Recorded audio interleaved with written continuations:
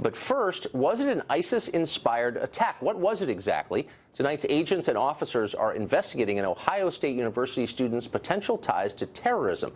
11 people were injured on campus today. The attacker was shot dead by a campus cop, and another person has died, unfortunately.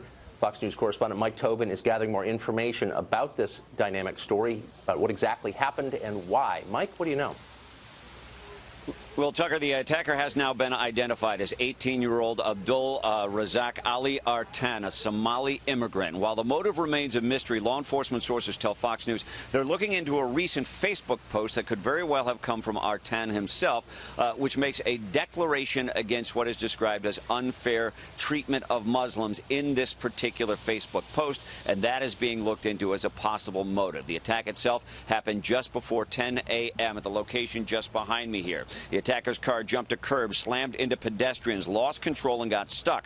According to witnesses, as people gathered around the car, some of them asked Artan if he was okay when he suddenly lunged out of the car with a knife and began hacking people with the knife. Now, the attack itself followed an alarm for a chemical leak in a nearby building.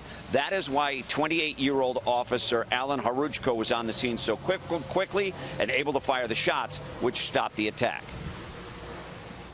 We believe the threat was ended when the officer engaged the suspect. We're very fortunate that an OSU PD officer was there and took quick action, and we believe that injuries were minimized as a result of that.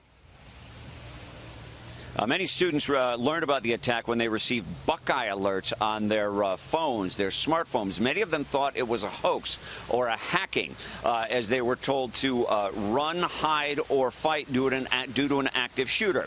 We now know that the active shooter claim or declaration was inaccurate, generated in the heat of the moment. The attack was very real.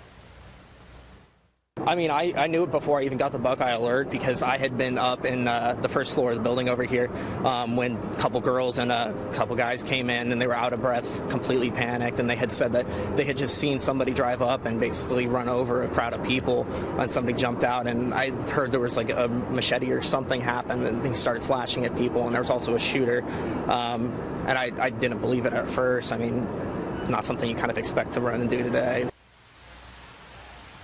The attack follows a November 26 release on an ISIS video channel, which encourages attacks, revenge attacks, as it's outlined in the video, and encourages or recommends different weapons, simplest weapons being the knife or the IED, the homemade bomb. The video goes as far as to give tips on selecting the correct knife for an attack. It also follows a publication in an ISIS propaganda magazine encouraging the use of vehicles in attacks to mirror the attack that we saw in Nice. None of this can be linked to the attack here in Ohio, but all of it has to be considered. Most of the injuries came from impact with the car. Some of the people were injured by the knife. Tucker?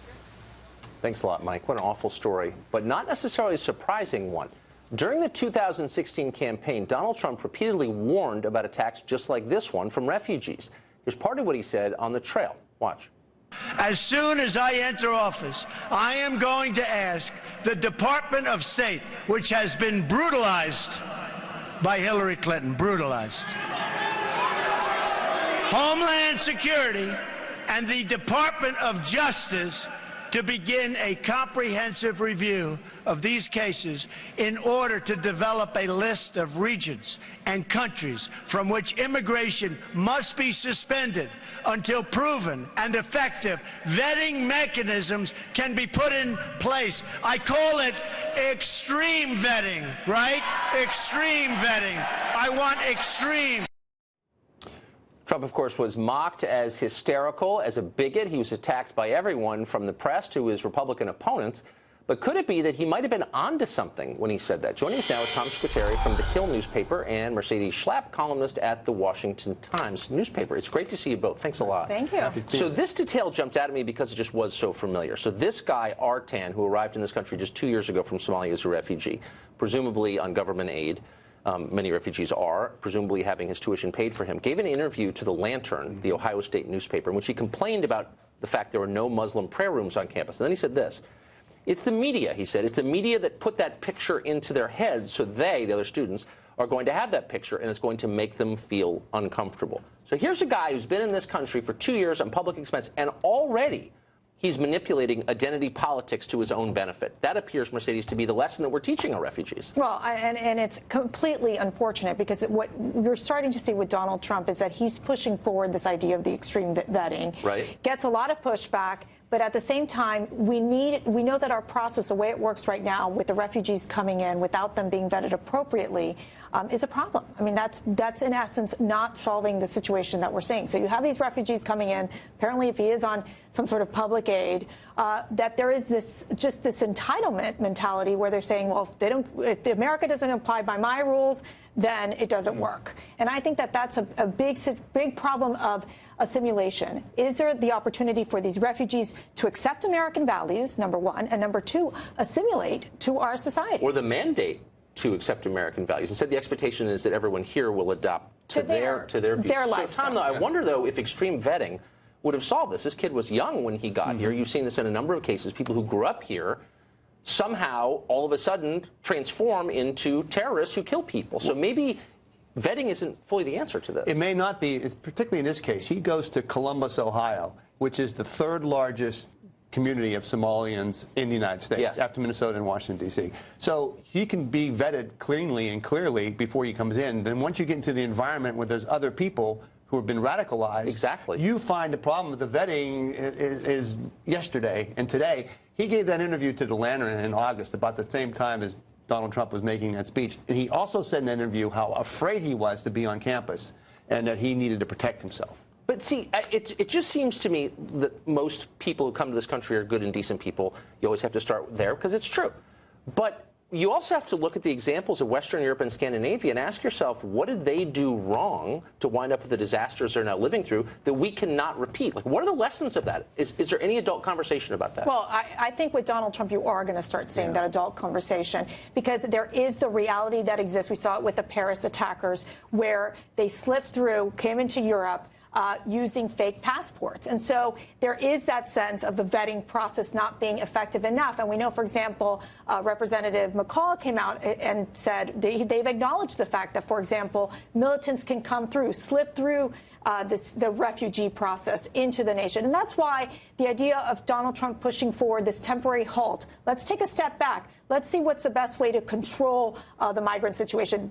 Those are the lessons that I think we need to take from Europe and apply here in the United States. So maybe there is an ideology that ties these together. I wonder why so few in the press are willing to say that, or I don't know if it's the guilt of the successful or what it is, but why not just say what is obvious, which is clearly there's a worldview that sometimes winds up in mass murder like this. I think that the guilt of the press extends beyond this, and as we all look for new ways to vet, I think the media itself will look at new ways to do its job. Again, going back to Columbus and Minneapolis and here in Washington, D.C., where you have large groups of immigrants, it leads people who don't have any other connections to find the wrong seeds.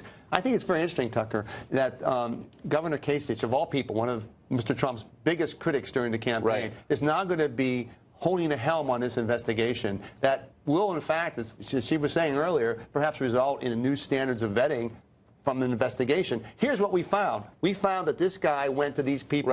Well, how are we going to will it be believable, though? I mean, unfortunately, we're out of time, but I mean, Kasich is, you know, the guy who, on his moral high horse, lectured Trump about how un-American he was for saying this in the first place. That's why I think it will be believable, because if Kasich says this, you can't say he's just he's an anti-Trump person. Well, unfortunately, a lot of people got hurt today because of those attitudes. Thanks a lot for joining us both, Mercedes. Thank you. Thank you, Tom.